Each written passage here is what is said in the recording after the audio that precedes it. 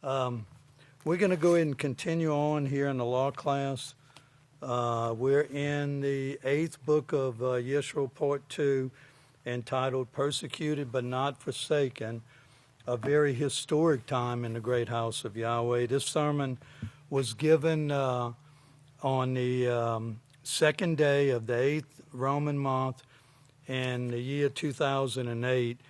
It's chapter 5 in this book, and it's entitled Yahweh is the Only Power, number 3, or the third in that series, the dream of Nebuchadnezzar showing our work in this time period. And this is a very, very interesting sermon in that way. Pastor goes over a lot of things.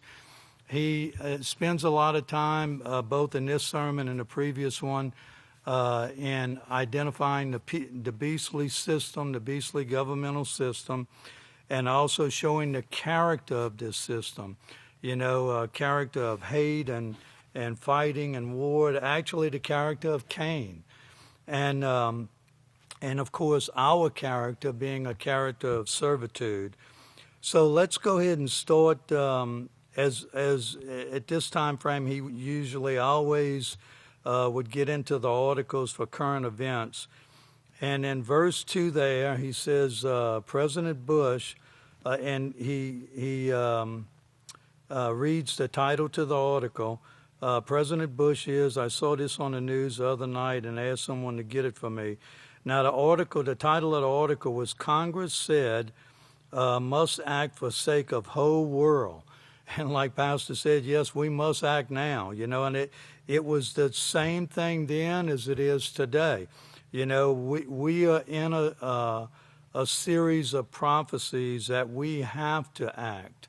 They're getting scared. They're getting worried. He goes down to another article about diseases. He says $50 billion for global AIDS, tuberculosis, and malaria program over the next 5 years. And think about that, $50 billion back then, of course, for them to say $50 billion today, it doesn't seem to be much money. And even in the way of what they were spending the money on, these programs, for different diseases. Okay. He goes on to say, I think it's time they got worried, you know. The only thing, it's kind of like shutting the barn door after the horse gets out. You know, it's far too late to do anything about this right now. And the abstinence program that Bush has going, it should have been put into effect 100 years ago. You know, abstinence would be very, very much a great situation if it was taught in the schools today. Let's see here. Put into effect 100 years ago and then taught diligently like Yahweh tells everyone to do. Now drop down there in verse 5, he talks about nuclear bomb base in Cuba, and of course it raises fears in new Cuban crisis. And in verse 6, senior Israeli officials, if nuclear talks fail, Bush will order Iran attack between the Roman November and January months. And of course, if you'll remember, you know, this was the year before Bush, you know, he was in office until 2009. And of course, Obama was elected in 2009 and spent those 8 years in office. Let's see here. Of course, Pastor says, the only reason I give you these is to keep you up to date and to show you that the prophecies are coming to pass. And I mean, you'll see that as we continue to go through this sermon right here. You know, Pastor is very, very much right on the point, you know, with the prophecies as they were being fulfilled at that time, and even prophecies that were spoken of at that time that are being fulfilled today. Okay, so let's drop down to verse 9, and now we're going to start getting into the part of the sermon, which is the actual, if you want to call it the meat of the sermon, where Pastor starts identifying this governmental beastly system. Okay, in verse 9, Pastor says, now last week, if you remember the word beast, I harped on it for quite some time because it stresses the fact of life as the characteristic feature of the system. Now, if you'll go back, if you have your book, you can go back to last week's sermon, and it was on page 46, and in verses 87, 88, 89, and 90, he really spoke a lot about this word and the actual meaning of this word. In 87, he says, this beast, now this is the previous sermon, this would be chapter 4, page 46. In verse 87, this beast, the word beast here, the word beast, notice the King James Version uses the word beast in Revelation 6:1. And I saw when the Lamb opened one of the seals, and I heard, as it were, one of the four, we put living creatures. In the King James Version, it was put four beasts. Now, the word beast here, the meaning that I want you to get is what's given here. And he explains it. The word primarily, it says the word primarily denotes a living being, but animal is the equivalent. Like Pastor says, it's stressing something here. It's stressing the fact of life. The fact of life that you see today. And then he goes on, the upper lifestyle of the top four ruling powers. And of course, that's the quartet. He goes into it later. But what he's trying to identify here for us to see is the characteristic feature of the beast. It's a beastly governmental system that goes in the way of Cain. You know, it does not go in the way of Yahweh. Okay, now, going back to chapter 5 there, okay, we're going to continue in verse 9 on page 50. The system that is set up, it shows the characteristic feature of that system, not only of the governments, but of the religions. It shows the characteristic features of the religion that is leading those governments, the religion. There's a religion, and that should immediately make you think, like Pastor said, you know, of Matthew 24, where it's kingdom against kingdom. And we know and understand that Yeshua was showing that kingdom against kingdom is religion against religion. Okay? It shows the characteristic features that is leading those governments, the religion. There's a religion that Yahweh shows is leading the governments at this time. And of course, you know, as we go further in where Pastor identifies this Nimrod system, you know, as a system, you know, with the quartet and these four members of the quartet, the U.S., Russia, the UN, and the EU, they all play a part in this, you know, especially the UN, because we know that the UN is the Catholic Church's army, a representative in this way. Now look at verse 10. Pastor says, now it just so happens that religion is leading the kings of the earth at this time.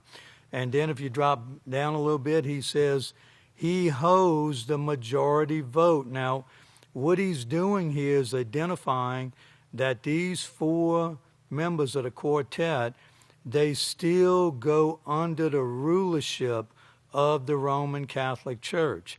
Okay, and that's what he means here when he says he, speaking of the Roman Catholic Church, holds the majority vote.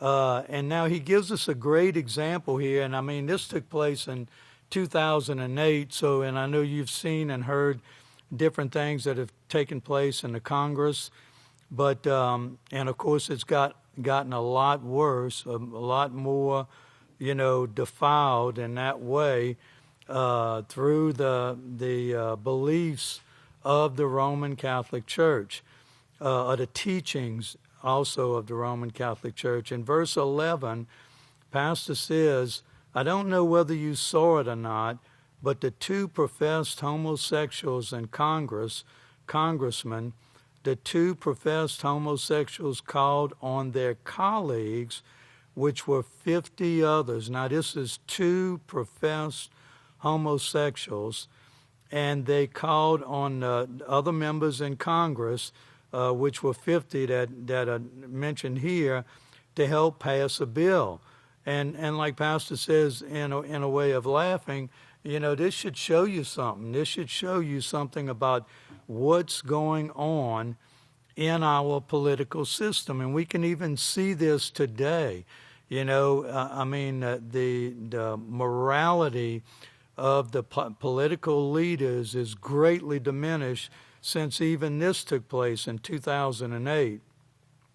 But Pastor gives that example, and then he takes it to the scriptures, where he goes in verse 13, but in Galatians 5:13, here are the characteristic features of the house of Yahweh. Okay, drop down in 14. It's Galatians 5. It's 5:13. He says, "For you were called into liberty, brothers, but not liberty to be instruments of carnality, as we've seen in that example in Congress, but through the love of Yahweh, that is through the laws of Yahweh, serve one another." That's in Book 2. Any Christian who believes, that they follow the Bible, they should look at that scripture right there in Galatians 5:13. But through the love of Yahweh, that is through the laws of Yahweh, serve one another. Serving one another is one of the characteristic features of Yahweh's people. Yahweh's people will serve. The world doesn't teach servitude in any way. In Galatians 5:14, Pastor says, "For truly everything in the laws through the plan of Yahweh has been accomplished through these laws, through this love taught by the laws." And that, continuing with that verse in verse 14, you will love your brother as yourself. Now, Pastor says, of course, that's given in Leviticus. That was one of the 613 laws, not found in the Ten Commandments, of course. And the greatest law, if you remember, was love Yahweh with all your heart. That's the greatest. The second one is loving your brother as yourself. Now, just think about it. We can easily look in the news today, any child can, and see that love is not the instrument that they're using today. It's fighting, hatred. They're actually witnessing their system of voting going down through corruption. Now, if you go over to, let's go down to verse 17. He's still in Galatians 5, verse 16. "I see then, walk in this spirit," speaking about the laws of Yahweh. In this spirit, Pastor says. Now, the world doesn't walk in this spirit. Now, if you go down to verse 18, Pastor says, if you turn over to Revelation 22:14, you'll see the other characteristic feature of the house of Yahweh, and that is, blessed are those who keep his laws, that they may have right to the tree of life and may enter in through the gates into the city. And that, that is the last book of the book of Yahweh in any Bible, and it's read, specifically in that way. If you don't keep the laws, as it may say, commandments, well, then you're not going to have right to this tree of life. Now he goes into Deuteronomy Deuteronomy 30:15, see, I have set before you this day life by righteousness and death by destruction. Now go down to verse 22.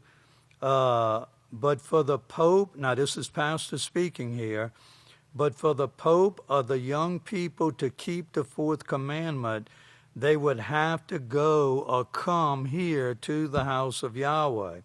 Praise Yahweh. Look a little bit further down. To have a holy convocation, you've got to go where Yahweh chooses to place His name. There you must keep that law on all of the feasts, all of the Sabbath days. And we know through the teachings of the house of Yahweh that, the only education and peace comes on the Sabbath. We learn tremendously this great peaceful solution character education program and all that is being brought forth through the laws of Yahweh. To learn, like Pastor said, how to serve and to love your brother as yourself and not to bring forth hatred or either the way of Cain. Let's see here. Now we're on page 51. Let's drop down. Let's start at verse 27. Pastor says, I said before you, he says, life by righteousness, by righteous works. And then if you remember 1 Yochanan 3:7, Pastor says, don't let anyone deceive you. He who practices righteousness is righteous. The only way that you can practice righteousness is to keep the Sabbath and learn of Yahweh's ways here at the house of Yahweh. If you don't practice righteousness, you're not righteous. And if you don't practice righteousness the way Yahweh tells you to practice righteousness, you're sinning. It's sin not to keep the Sabbath day. Okay?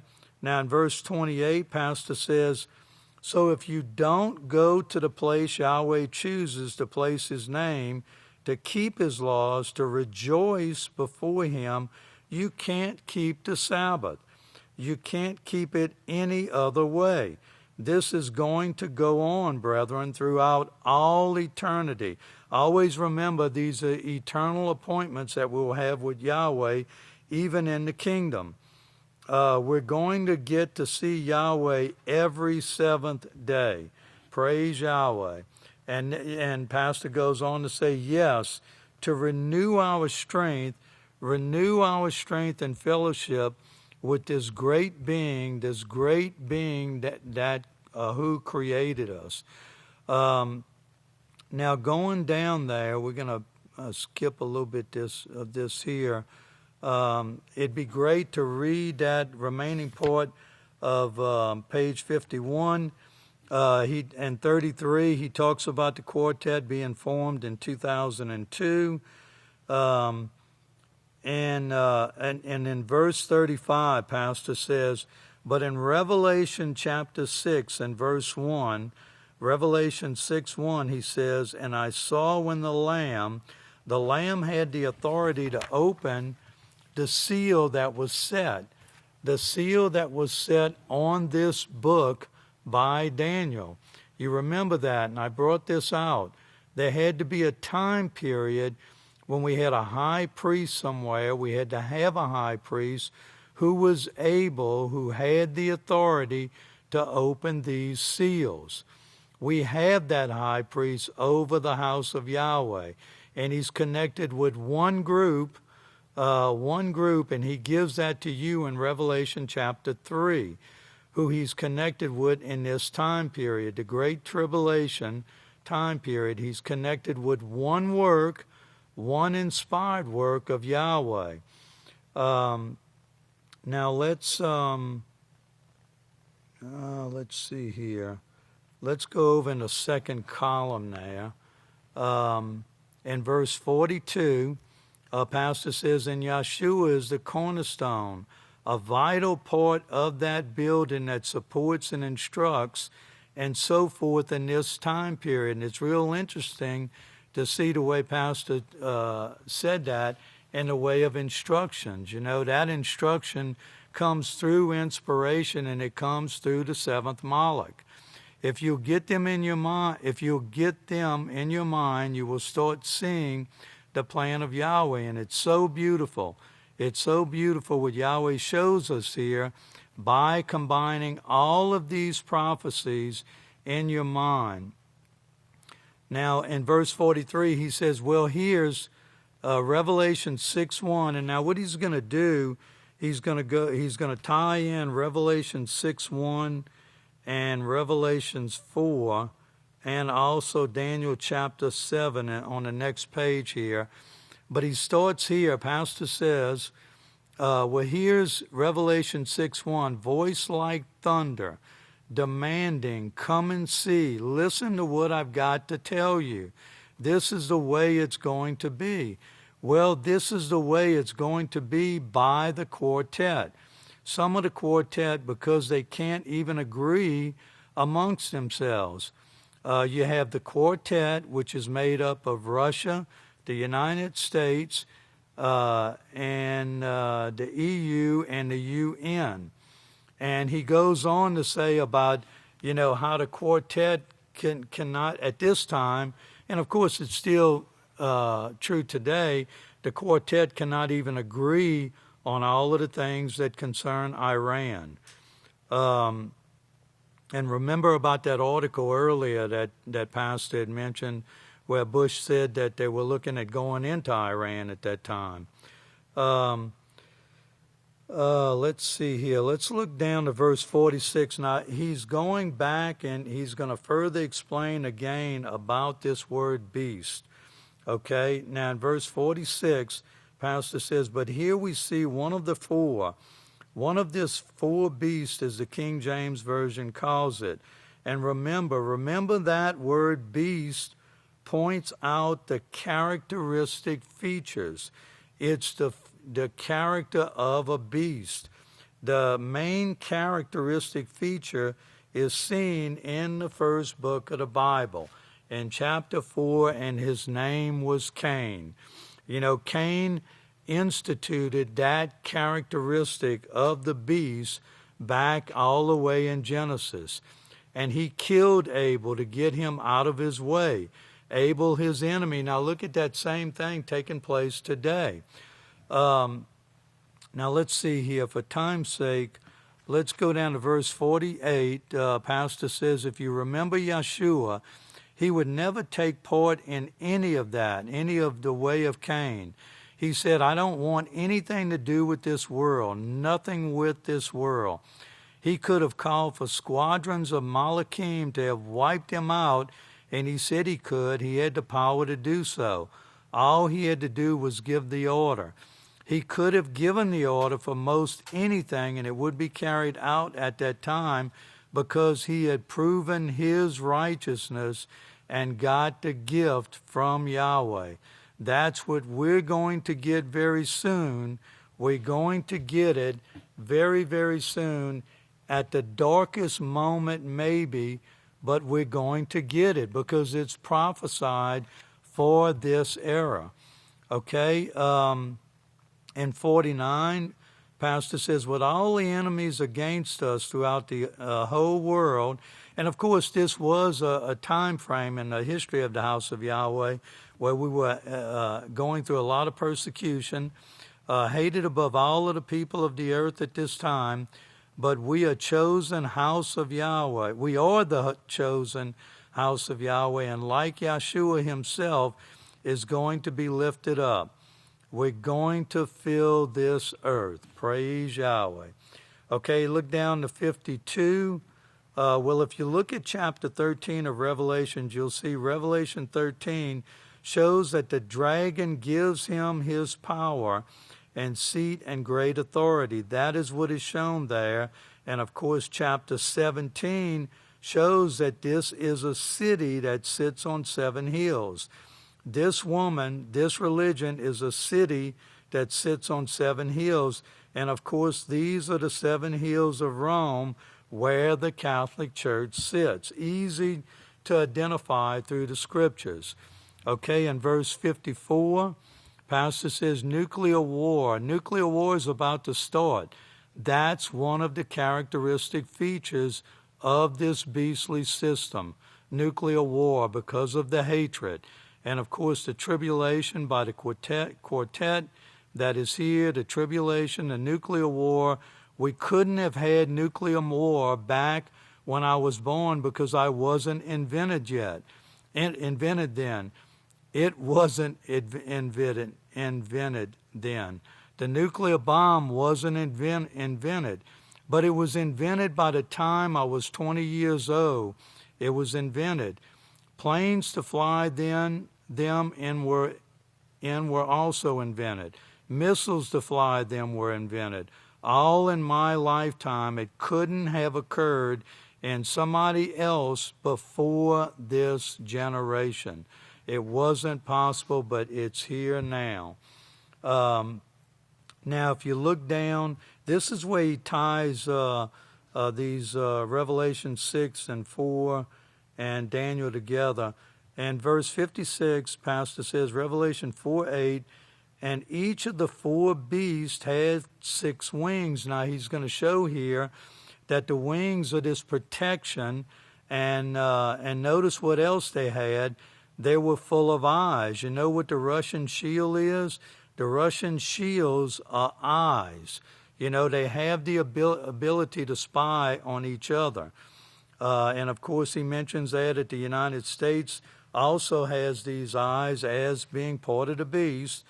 And of course, the United States, very rich and has put a lot into this. That's at the bottom of verse 57. And in verse 58, Revelation 6, 1 through 2 in your mind. Revelation 4:8, with these beasts having these great eyes. Now remember, these are the characteristic features. That's the reason he called them that.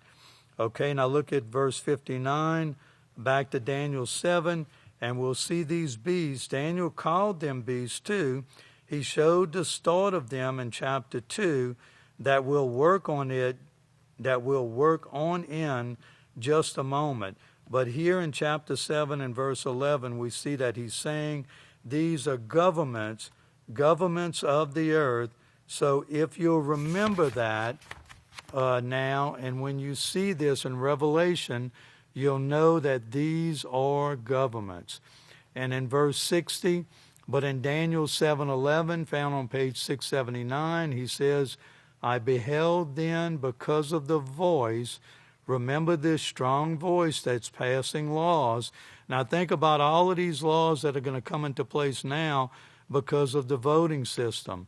Daniel says he was amazed at the amount of laws this beast passed. This government passed, and of course they're always passing laws, but they're seeking laws to break those other laws that have been passed. You know, they always create a law to overrule another law. So it's a never-ending thing. And they pass one law and it's used. It gets out of hand, then they pass another law to try to stop it. So my time is up at that point in time in the sermon. If everyone would please stand, I have the great honor to introduce our next speaker, the great Kohan Malachiah Hawkins.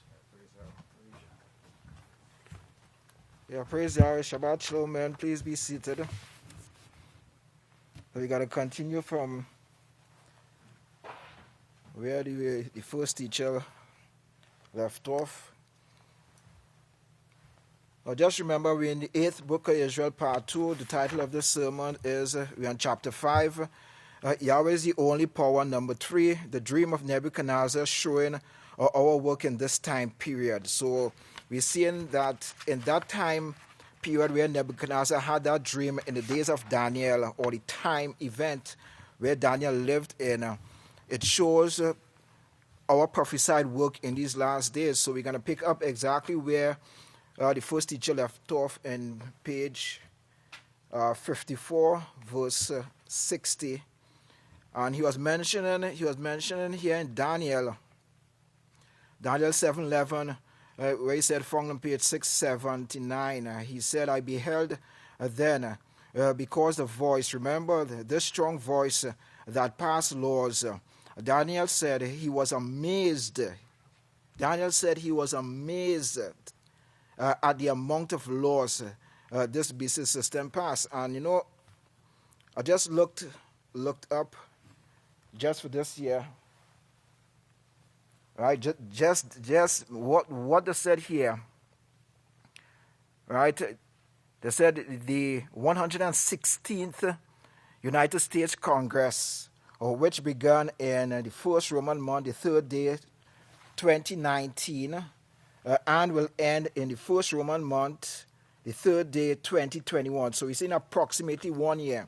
Have enacted 169 public laws. That is just 1 year. So this is what Daniel is speaking about. Just 1 year they enacted 169 laws. And Daniel said he was amazed of how many laws this BC system passed. And when we look at the kingdom of Yahweh, Yahweh kingdom is based on 613 laws. And these laws govern every aspect of life, right? Everything that someone could deal with, it have it covered in these laws, right? But the difference in Yahweh's laws promote peace, joy, and abundant living, right? And within that peace, joy, and abundant living, if someone keep these 613 laws, everyone will be satisfied. Every case will be judged effectively, right? But this is what Daniel was saying here. Let's look down at verse 63. So it was a fight within the system, and you can see the same spirit between the quartet right now. They all have the same spirit. It's a war inside the system and the kingdom. As Joshua said, he told you this, a kingdom divided against itself can't stand. And that's the reason, brethren, he insisted that anyone who comes into Yahweh's kingdom have got to be in unity. Right? To say anyone who comes into Yahweh's kingdom, anyone who Yahweh call into his kingdom have to have unity. Right? And as in Yakanan 10 verse 30, Yahshua said, I and the Father are one. Showing, well, look, this unity, right? This, when I say the unity, right, that exists between Yahshua and Yahweh. And Yahshua said, when you see me, you see the Father. So he is a split image of Yahweh. And this is the same thing with Yisrayl Hawkins. Yisrayl Hawkins is the split image of Yahshua. Because when you look at his name, Yisrael, he who rules as Yahweh ruler. Right, so we have the three of them are in unity. And for us, any one of us who want to qualify in these last days, we must be in unity with three of them. Right, governed by the same laws of Yahweh. Let's look over to verse 65. This is the judgment of Yahweh to allow this to take place, allow it to take place here on earth, to teach mankind what rebellion bring. Then you will understand how important it is to be in unity. Right? So Yahweh is going to allow the BC system who don't have any unity to play out their 6,000 years, to learn them a lesson, to show them a look. They must have this unity that Yahweh laws, that Yahweh is honor. Right? To bring forth peace, joy, and abundant living. And that unity is coming into unity with the holy laws of Yahweh. That is where the unity comes from, the holy laws of Yahweh. Now, how can two walk together unless they are in unity? So we see that unity is a key thing in Yahweh's kingdom. And this is what Pastor, is stressing so much right now. All these sermons that is coming out, we have to be in unity, right? We have to be in unity with Yahweh. So continuing, let us look at, verse 66, verse 12, it said, and concerning the rest of the beasts, they had their government taken away. It said, you see, I beheld, and the same horn make war with the saints and prevail against them. Lower down in that verse, it said, prevail against them. It said, and this word prevail, I remember Pastor had covered this years ago in one of the newsletter, the prophetic word.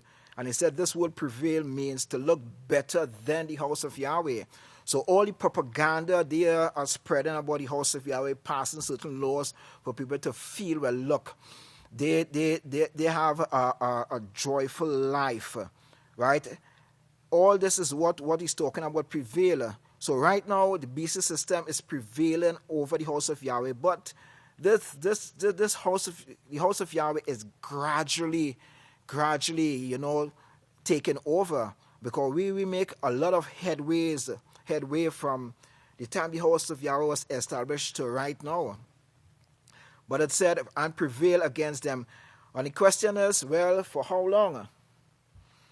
That's the question everyone have been asking. How long? How long are we to endure this? And right after Pastor answered, in verse 68, verse 21, he said, until the Ancient of Days came. So we see how long we have to endure until Yahshua comes. And this is nothing new to us, because all the prophecies show when Yahshua will come. At that last moment, when the nuclear bomb go off and it seems like no form of life will exist. And it said he will come in the cloud. He'll roll back the cloud. Right? And Yahshua will appear. Well, it's that time we have to endure too. That is the time we have to endure too. Right? Until Yahshua comes.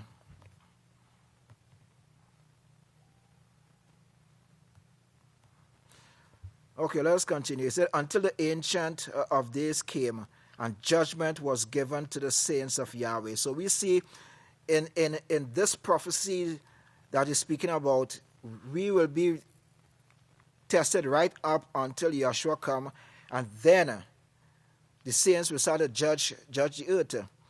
And judgment was given to the saints of Yahweh. And the time came that the saints will possess the kingdom. So, this is the time period that we are training right now for. Right? This is the time period that we are training right now for. The saints according to this word here, the word saints mean they who keep the whole law of Yahweh.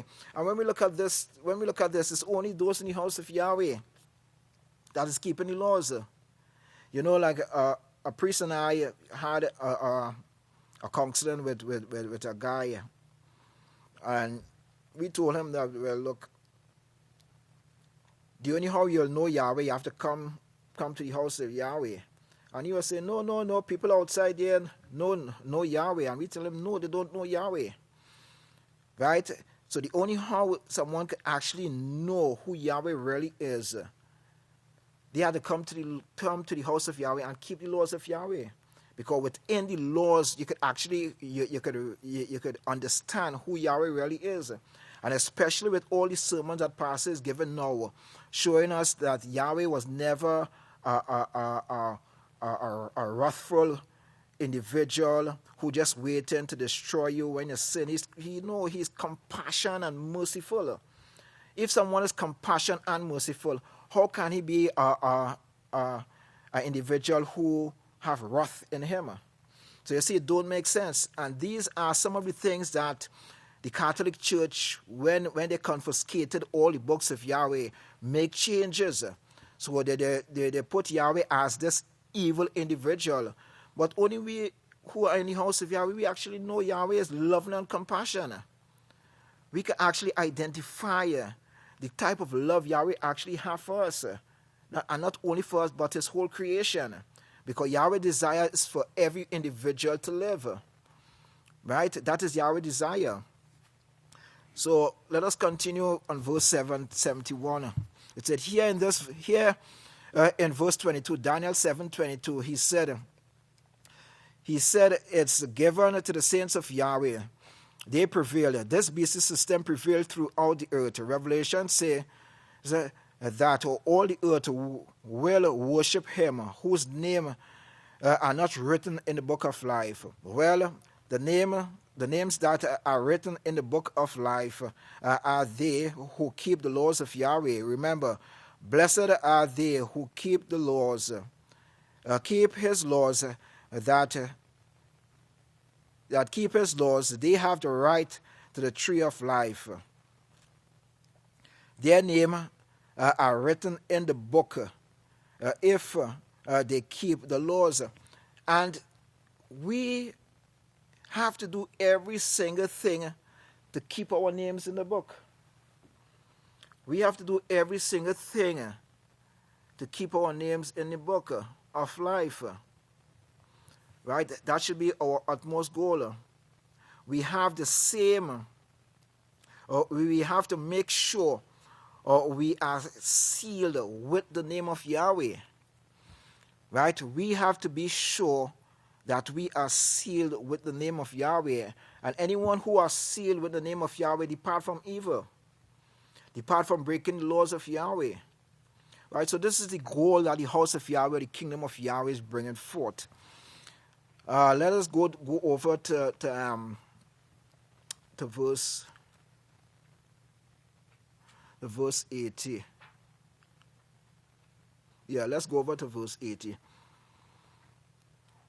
It said, hold your place there and go to Genesis 10. Genesis 10, hold your place there in Daniel. Go to Genesis 10. Let me find it here.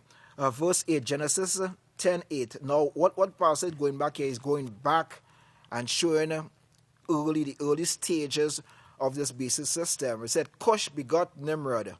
And we know exactly this Nimrod, this word begot is really father Nimrod, or he brought forth, not as bringing forth a child, but someone who bring forth a system. He is the individual that bring forth this Nimrod system. So this was about 2289 before Yahshua. If you want to write that down at the side of that verse, about 2289 before Yahshua, it said, Cush begot Nimrod. He began to be a mighty one on the earth, and this is actually speaking about Cush, the system he was bringing forth. A mighty one, that is warmonger, a tyrant. He was a tyrant who turned against Yahweh. Therefore, it is said, like Nimrod, the tyrant who turned against Yahweh. So the whole system that Cush bring forth, right? That whole system is what he's speaking about. It's a system that turned people against Yahweh. Right? And the beginning of his kingdom, well, he went into the beginning of his kingdom. Let's go over to page 56.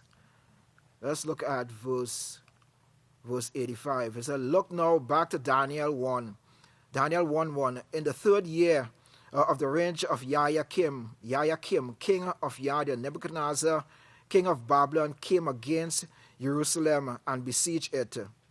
And Yahweh handed Yayakim, king of Yarden, over to him with some of the articles of the house of Yahweh, which he carried into the line of Sinai.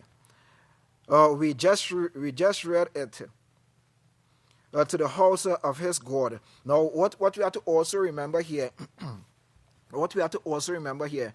Nebuchadnezzar was also one of the 12 tribes. Right? Nebuchadnezzar, you remember, if you look back in the history, when we look back in the history or the time event in history, when the children of Israel came out, when Yahweh delivered the children of Israel out of Egypt, from the time they had reached where Moshe went to the house of Yahweh, they start turning and murmuring immediately. Right? When you go in history, continue in history, when we look at Samuel, the murmuring Samuel, They say, watch, give us a king to rule over us. We don't want Yahweh to rule over us. When they go in Judges, they will be in some kind of calamity. They'll beg Yahweh for deliverance. Yahweh will send a judge to judge them, deliver them out of that calamity, and they'll go right back after a couple of years. So Nebuchadnezzar was part of that same system. Right? So Nebuchadnezzar was a strong God worshipper, a Hebrew individual who turned from Yahweh and worship gods. You know, he continued that same pattern. So let us. He said we just read it to the house of his God, placing the articles into the treasure house of his God. Okay, let us look down to verse 89. He said, he showed you the four. He showed you the four. He showed Nebuchadnezzar 4 kingdoms here. So we see he showed Nebuchadnezzar 4 kingdoms here. So what he's saying, all of these kingdoms that came after Nebuchadnezzar continue that same form of God worship. And we know after Nebuchadnezzar was Medo Persia, that is Darius. After that, the third empire, the third beast was Greek, Alexander the Great. And then the fourth beast, it was the Roman Empire or the Vatican. Right? 4 beasts. Now, how on earth? This was written in Daniel. It said there will only be 4 ruling beasts. Right? And up to this day, there was only 4 ruling beasts. The Vatican, the Roman Empire is the 4th beast, and they still rule. And this is what we are covering here. Until when? Until the Ancient of Days come. And judgment will be given to the saints of Yahweh. So we see that same 4th beast is in power right now. And no matter how, whoever go in power, they will be following that same 4th beast. They get their authority, or they get their order from that 4th beast. And this is something, we have to keep in mind. Our kingdom is the kingdom of Yahweh. Point blank, nothing else. Our kingdom is the kingdom of Yahweh. Our government is the kingdom of Yahweh. Right? Point blank. And that is what we must understand.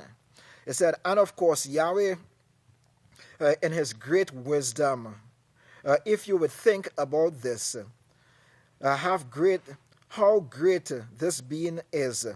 In his great wisdom, he can calculate today, action of a man, calculate what he's going to be doing at the time of his days.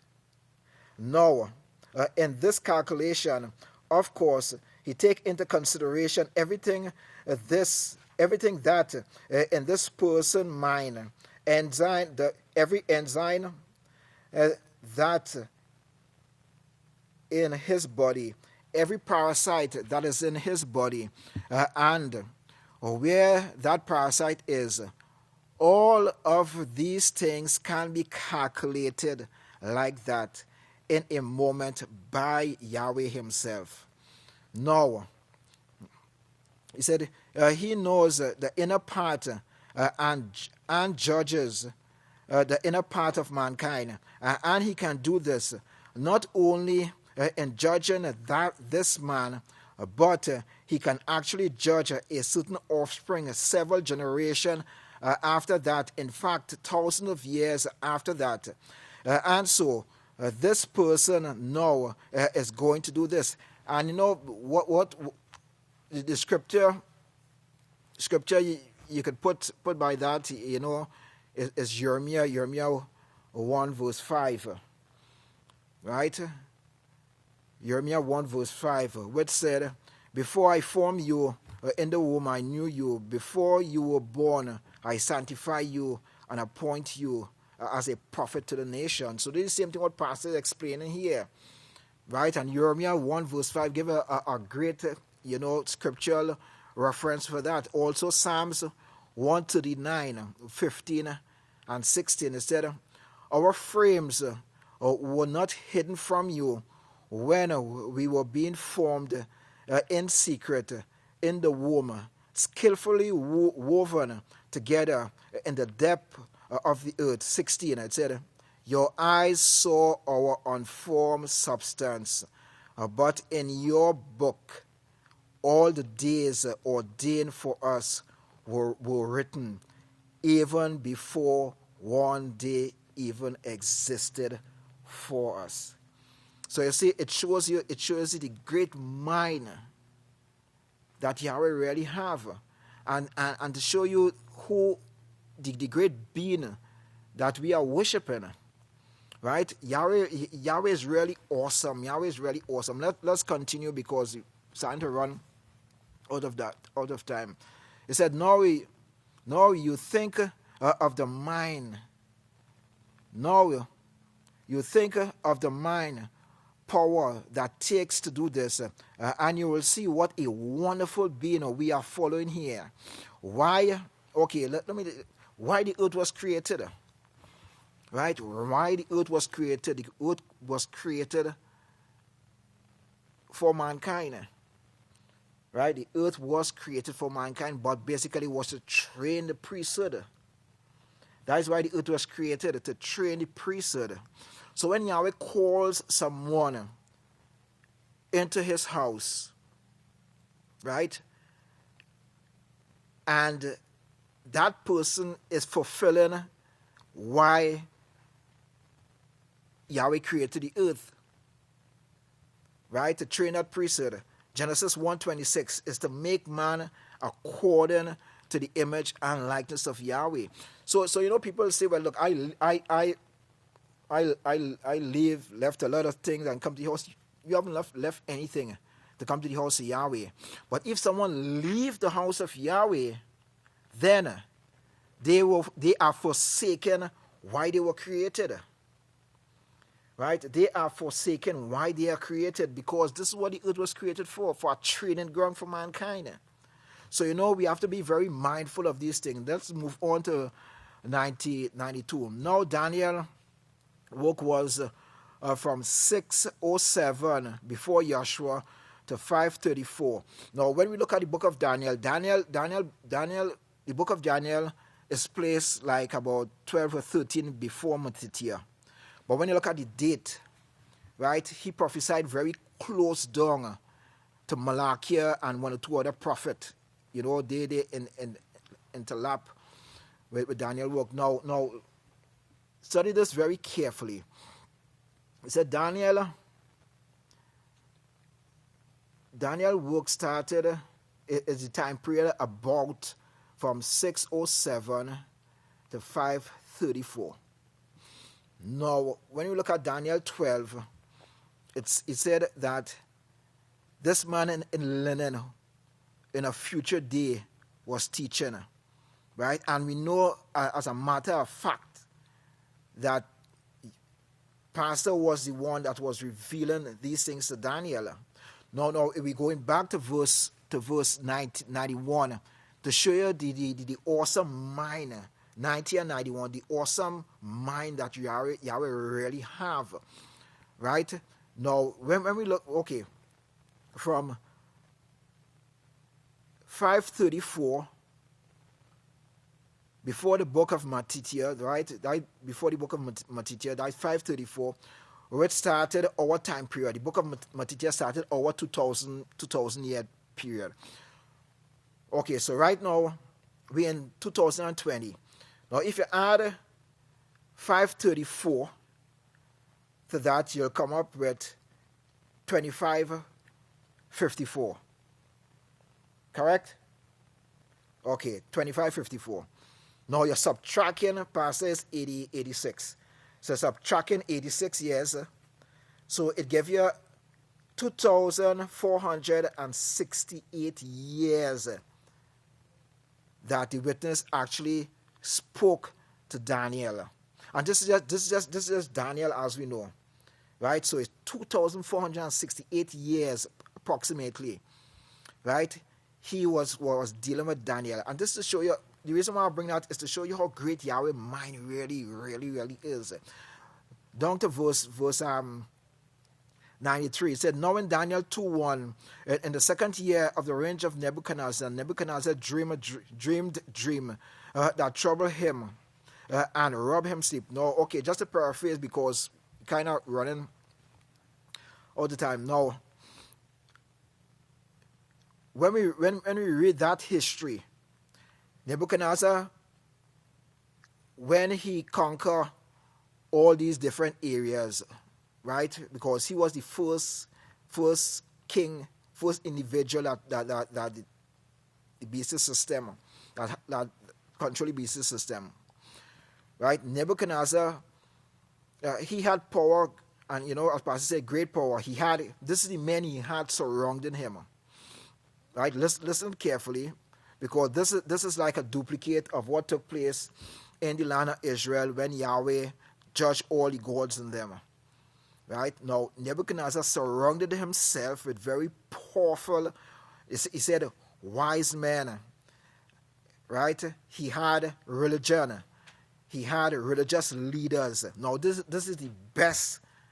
They're talking about the men who govern the earth. Right? Religious leaders, and he had wise men. Right? It said, and the wisest men on earth. Now, we're not speaking about Daniel, Shadrach, Meshach, and Abednego, right? And Nebuchadnezzar said, okay, this is the problem I'm having here. I've been robbed of my dream because I dreamed something and I forget what it is, and I would like you wise men to tell me what I dreamt, because I forgot the whole thing, and then interpret it. And the Chaldeans said, well, that is something impossible. He said, no man on earth could ever tell you what you dream and then interpret it. He said, no man on earth. Now, okay, Daniel come in the history here now. He said, when he called upon Daniel, Daniel said, yes, the one who he reverenced and served, he will be able to do it. And Daniel was the representative of Yahweh in that time. No man, all these wise men on earth could not have tell the king his dream or interpret it. And Daniel was the individual who stand in reverence of Yahweh. That is show the great power of Yahweh. Right? All the God worshippers in them, not one of them could have actually bring forth the dream and interpret it. And Daniel stand in the reverence of Yahweh, and he did it. Right? So that to show you the awesome power that Yahweh have. Only Yahweh can foretell the future. Right? And this is what the House of Yahweh is bringing forth. Only Yahweh can foretell the future. So let us continue in verse 94. Well, of course, Daniel and his colleagues were some of those. Yahweh had already purposed before the earth began to have these men trained and ready for this job right here, because he wanted to show this prophecies for you, mainly because this is speaking of our time period right here, and he gave this, and you'll be surprised how many prophecies were actually placed in the Holy Scripture for this generation right here, for us to see and tell us what is going to take place for us, and the prophecies that Daniel wrote about us, ourselves, and Joshua being a leader over this group of people right here in this time period, being the cornerstone. No one will ever understand that, brethren, without you actually knowing the plan of Yahweh and what he's actually saying. Right? Let us just go over to page 58 in closing. Verse 119. Verse 35.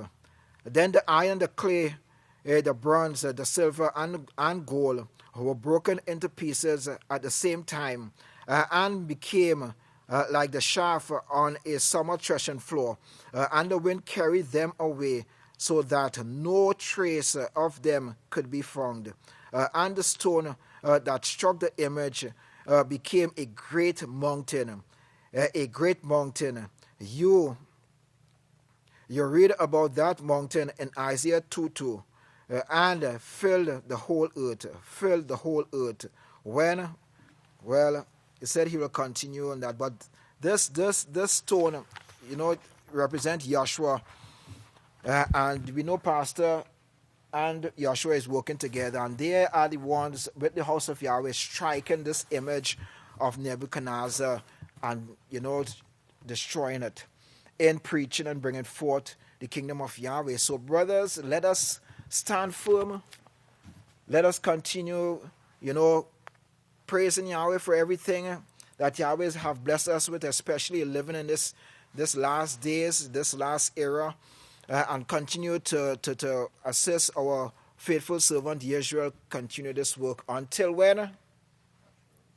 Until the ancient of days come, until Yahshua come. So praise Yahweh.